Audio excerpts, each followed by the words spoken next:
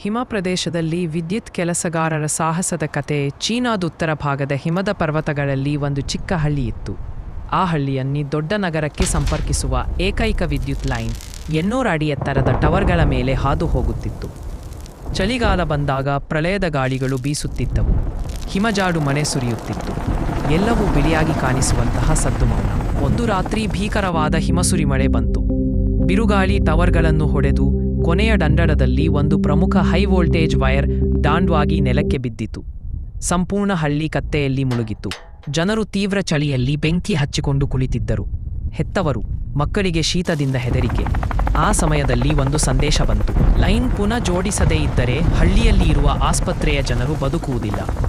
ಆ ಸುದ್ದಿ ಕೇಳುತ್ತಿದ್ದಂತೆಯೇ ಅರ್ಜುನ್, ಅನುಭವಸ್ಥ ವಿದ್ಯುತ್ ಕೆಲಸಗಾರ, ತನ್ನ ತಂಡದೊಂದಿಗೆ ಹೊರಟ.